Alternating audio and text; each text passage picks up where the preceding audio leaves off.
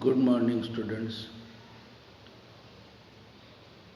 During last lecture, we have discussed the topic of zoology paper number 9, comparative anatomy of vertebrates. That remaining part, today we are going to discuss a remaining part of this paper. That is, during last lecture we have discussed about the digestive system and the respiratory system of vertebrates.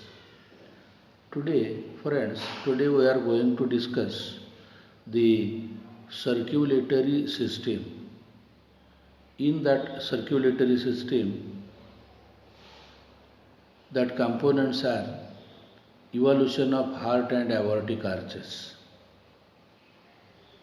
That circulatory system is nothing but it is the organic river of our life, which fulfills the demand of our body. Such a system is called as a circulatory system, which transports the material from one place to the another place into the body. That components of circulatory system, they are a medium which flows through that circulatory system is called as a blood. That blood is the one component. Second component of circulatory system is that a organ of pump, which pumps the blood to the different parts of the body. Means that organ of pump is called as a heart. Then next component of that circulatory system is the arterial system and the venous system. A system of blood vessels which carries the blood from the heart to the organs is called as arterial system. And a system of blood vessels which carries the blood reverse from the organs to the heart is called as venous system. And another type of component of circulatory system is the lymphatic system. Means these are the components of circulatory system. But for your syllabus, particularly with that comparative anatomy of circulatory system, only two components are there. One is evolution of heart and another one is the aortic arches. So, only two components. We are not going to study the blood, arterial system, venous system and the lymphatic system of that vertebrate animals.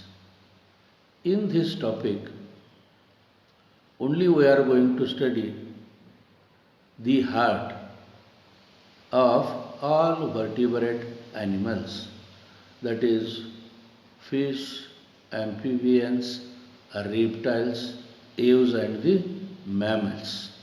In all we are going to study the structure of heart and mechanism of working of heart.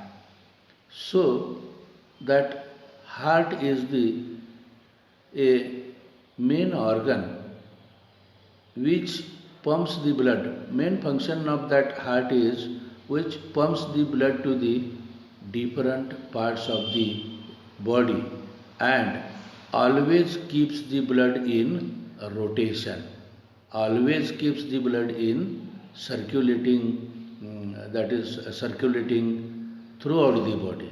So that heart is a important organ, and in that we are going to study hearts of all vertebrate animals. So before that, in all vertebrate animals, that heart is present in thoracic cavity, a cavity. That body is divided into generally into the vertebrate's body is divided into head, neck, trunk and the tail region. That trunk is divided, anterior part of trunk is called as thorax and posterior part of trunk is called as abdomen. That peculiarity of the thorax is that it is get guarded, protected by ribs, chest cage. That much part is called as heart, and a part which is not a part of trunk which is not having the ribs, that much remaining part of the trunk region is called as a abdomen. So in that thorax, heart is present at the mid ventral side, and that heart is well protected by the chest cage. So why? Because it is the important organ which pumps the blood to the different parts of the body, and beating of heart is the proof for the survivability of that particular animal. So that one is a important organ which is generally in all vertebrates, generally situated in thoracic cavity in between the two lungs. Then that heart is in all vertebrates, that heart is covered by membrane. Such a membrane, thin transparent membrane, such a membrane which is present surrounding to the heart, or a sac which is present surrounding to the heart, is called as pericardium. Peri means surrounding to, cardium means a heart. That a membrane which is present surrounding to the heart, that one is called as pericardium. And due to presence of that sac surrounding to the heart, a cavity is formed in the sac, in between the heart and the wall of that pericardium. So that cavity is called as pericardial cavity.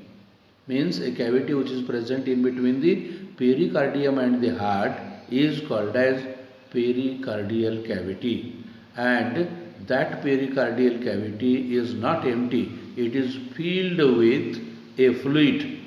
That fluid which is present into the pericardial cavity is called as pericardial fluid, which protects the heart from external mechanical shocks.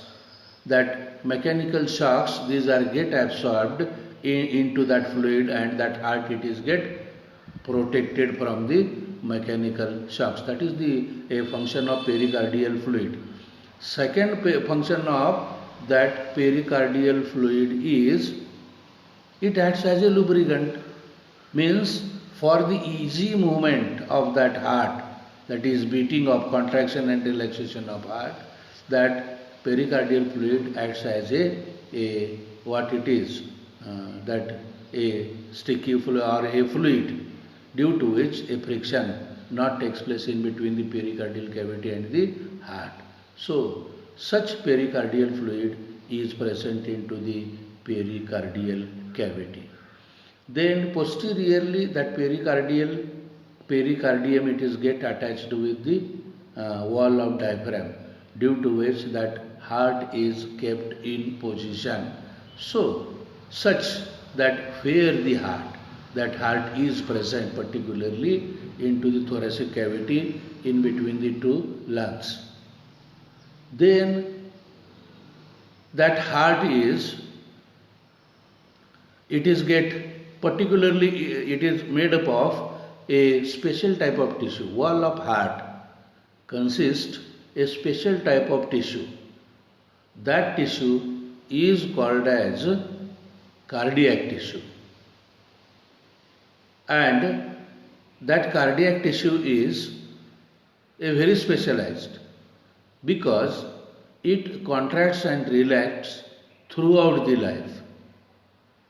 Peculiarity into the body of any one animal, three types of muscles. That one is the striated muscles, one are the non-striated muscles, and third one is the cardiac muscles. That cardiac muscles are present only into the heart because they constantly contract and relax throughout the body, with the help of which that heart continuously beat throughout the life. So such tissue is present into the heart. Then that heart is divided into mainly two chambers. That one upper chamber is called as auricle and lower chambers are called as ventricles. That auricles, they are also called as atria, or singularly called as atrium, and ventricles. Here that auricles in all type of vertebrate animals, that function of auricles is to receive the blood from different parts of the body.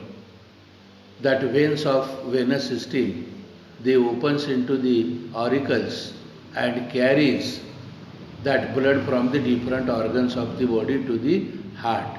So means venous system ends into the auricles and only they receives the blood from the different parts of the body. So that atria or auricles, they are called as receiving chambers of the heart. And due to that, wall of auricle, it is thin. To receive the blood, not that much thick walls are required. So the wall of auricles, they are thin walled, as like that of that ventricles are thick walled, little bit reddish brown in color, because that ventricles are called as distributing chambers of the heart. They distributes the blood to the different parts of the body. So they requires thick walls. That is main two chambers. One is the atria and one is the ventricles. So in addition to that, in some vertebrates, accessory chambers are also present.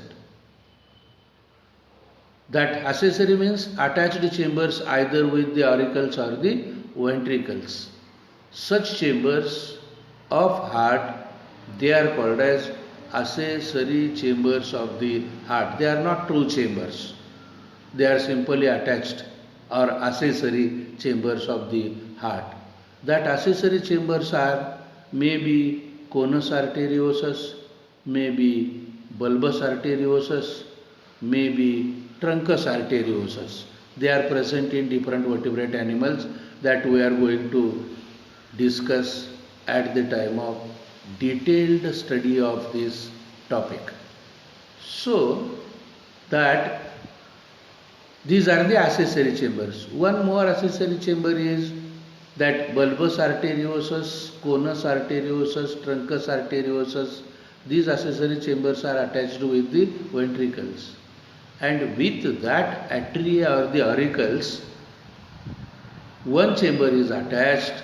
That one is called as sinus venosus. That sinus venosus is formed by the union of three systematic veins or caval veins. They are three. That three systematic veins, they are called as caval veins. Out of that, two are present pre to the heart and one is present behind the heart. That caval veins which are present pre to the heart, before the heart, anterior to the heart, that they are called as precaval veins. One is present on right side, one is present on left side of the heart. Those which is present on the right side, it is called as right precaval, and which is present on left side, that one is called as left precaval vein, and remaining one is present on the posterior side of the heart, so it is called as postcaval vein. and function of that caval veins, either precavals or postcaval vein, carries deoxygenated blood from the different parts of the body. So such accessory chambers are present. Means in all total, sinus venosus, auricles, ventricles, either conus arteriosus, bulbus arteriosus or truncus arteriosus. These are the chambers of the heart. Out of that chambers, only true chambers of the hearts are, one is the that is auricles, atria and the ventricles. Such. Now that evolution of heart. What is that evolution? As per that process of evolution, from fish amphibians are get evolved, from amphibians reptiles are formed, from the reptiles either birds or the mammals, these are get evolved in search of food, shelter and like that of needs. These are get evolved in the process of evolution. What happens? Some fishes try to live. That fishes permanently lives into the water. But due to the overcrowding, due to the scarcity of food material, some fishes started to live on the ground temporarily. That is, may lives into the water or outside the water. Now, such that which try to live into the air, they are afterwards modified into the amphibians. Structural changes takes place in that. Those animals, those which evolved from fish to the amphibians, in amphibians that they can able to live on the ground as well as into the water. But to live on the ground, some morphological changes takes place. Shape of the body, like that of a body of the frog, it becomes little bit anteriorly pointed and posteriorly broad. Then that scales, these are get lost. Appendages to for the locomotion purpose on the ground, appendages these are get formed. But that skin becomes soft. Such morphological changes takes place during the process of evolution. But as like that of morphological changes, internal changes also takes place into the organs. That internal changes, how they get changed from fish to the mammals, that is nothing but a evolution of internal organs. And one of the organ, that one is the heart, that we are going to study the how it is get changed, how it is get evolved from fish to the mammals. That is nothing but that is called as evolution of heart. For example, into the fishes, only two-chambered heart is present. Means single is the atria and single is the ventricle. And in addition to that, just I have told, in addition to the atria and the ventricle, two additional chambers are present into the fish, two additional. One is called as sinus venosus, which is attached with the auricle, and one more is attached with the ventricle, that one is called as conus arteriosus. That is present particularly in a fish, that one is scalidon. In scalidon, that fourth accessory chamber of the heart is the conus arteriosus. Why? Because it is called as conus arteriosus, because its structure is cone-like. So it is called as conus arteriosus, which further proceeds as a ventral aorta just below the pharynx. I have told that in scalidon that heart is present just on the ventral side, mid-ventral side, just behind the pharynx. And that heart consists of a conus artery whose structure is cone-like, so it is called as conus arteriosus, which further proceeds as a ventral aorta. Then in labio, that freshwater fish, in labio that conus arteriosus is not present. That structure is not cone-like. That structure becomes bulb-like. So it is called as bulbous arteriosus.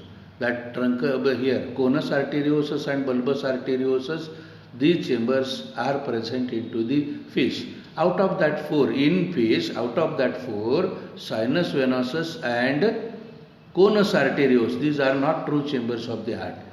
They are accessory chambers, attached chambers with the heart. So, into the fish, heart is only two-chambered heart is present.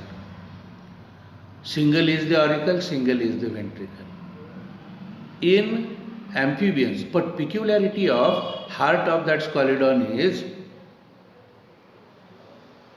that heart is venous heart. Heart of Scalodon is venous heart. Means what? Only the impure blood is carried to the heart. Never the pure blood is carried to the heart. Means that heart of Scalodon contains impure blood, venous blood. So it is called as venous heart. Like that, a peculiarity of heart of Scalodon. And one more peculiarity of that heart is, in Scalodon, that circulatory system is single circulation is present. Single circulation means that blood is carried only one time for the heart. Single circuit means what? From the body blood is carried to the heart, and from the heart blood is distributed to the body parts. Like that, a single circuit is present. So it is called as single circulation. Blood is not carried for two or more times to the heart into the Scalodon. So it is called as branchial heart. In amphibians, only atria divides into two due to formation of interauricular septum. Single atrium, it is get divided into two chambers. That is, one is the right auricle and one is the left auricle. Due to presence of interauricular septum, a barrier is formed in the middle of auricle. So single auricle in fish, in amphibians it is get divided into two. One is the right auricle and one is the left auricle. And ventricle into the amphibians remains single or undivided. So in frog, only three-chambered heart. In fish, two-chambered heart. In amphibians, three-chambered heart. Partially separation of blood takes place into the amphibians. Means what? In right auricle opens sinus venosus and in left auricle opens pulmonary vein, which carries the blood from the gills, not here, from the lungs to the left auricle. So, in right auricle, due to the sinus venosus, two precaval and one postcaval vein, they carries the blood from impure blood from the different parts of the body, and that impure blood is poured into the right auricle. So, right auricle in frog, right auricle consists of impure blood or venous blood, and left auricle consists of pure blood. Ventricle is single. So, how that either mixing of in ventricle, how that either mixing of blood takes place or not takes place, or it remains separate, that we are going to study in working of heart of frog or the amphibians in detail at that time. Means that heart of frog is three-chambered, and accessory two chambers are also present into the frog. Accessory two chambers are present.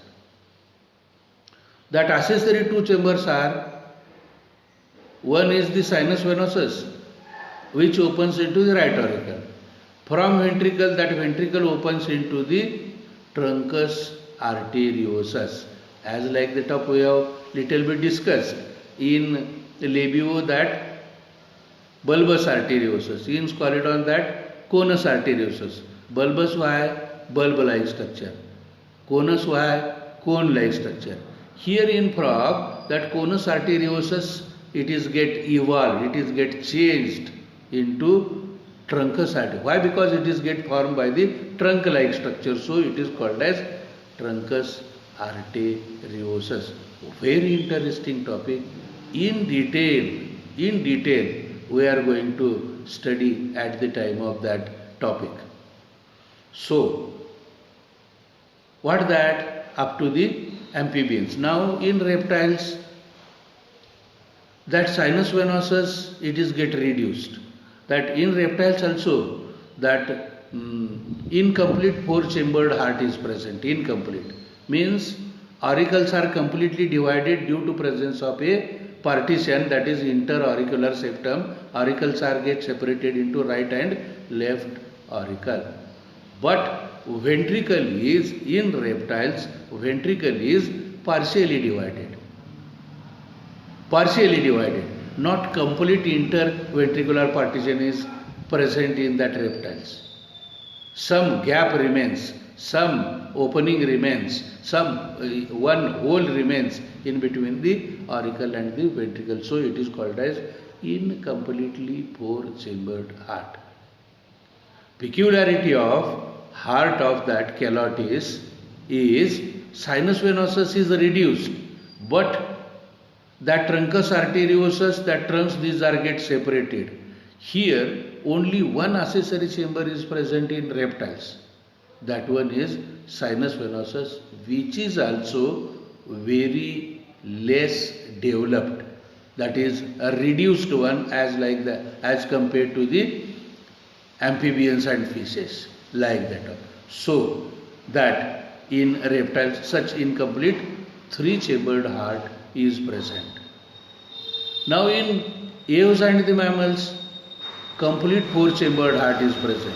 Auricles are divided into two due to presence of interauricular septum, that right auricle and the left auricle. Ventricles are completely divided into right ventricle and the left ventricle due to formation of interventricular septum. Such four-chambered heart is present into that aves and the mammals. But peculiarity of heart of aves and the mammals is that neither sinus venosus nor the truncus arteriosus, means peculiarity of heart of aves and the mammals is that no accessory chamber with the heart. Neither the sinus venosus nor that bulbus or conus or truncus arteriosus. What happens? Peculiarity is that sinus venosus, it is get absorbed into the dorsal wall of right auricle. In that dorsal wall of right auricle, that sac, triangular sac or the sinus venosus, it is get absorbed. So a place where the sinus venosus is absorbed, that one is in that place, in that region, SA node is there. That's why it is called as SA node. Sino-auricular node. A place where the sinus venosus is absorbed, that is sino. Auricular means dorsal wall of auricle. In the dorsal wall of auricle, that it is get absorbed. So it is called as sino-auricular node. And due to the absorption of sinus venosus, that two precaval and one postcaval vein of sinus venosus directly opens into the right auricle of either the aves or the mammals. Very interesting, that evolution of heart. Now that remaining one is the aortic arches. What that aortic arches? The aortas, arteries, main arteries, that aortas, which are originated from the heart, they are called as aortas. That is ventral aorta in fish. Then truncus arteriosus in amphibians, and that in reptiles, that right systemic, left systemic, pulmonary artery, these are that how these are get evolved as like that of heart evolves, structural changes takes place into the heart, structural changes also takes place in aortas. That one is called as evolution of aortic arches. That we are going to study in next one. So that next topic is the evolution of kidney, that pronephric, mesonephric and metanephric. At that time we are going to study how that kidney is also evolved in different vertebrate animals, that is fish, amphibians, reptiles and the birds. In next lecture we are going to discuss that remaining two topics, nervous system and the sense organs. We will stop the lecture here. Thank you.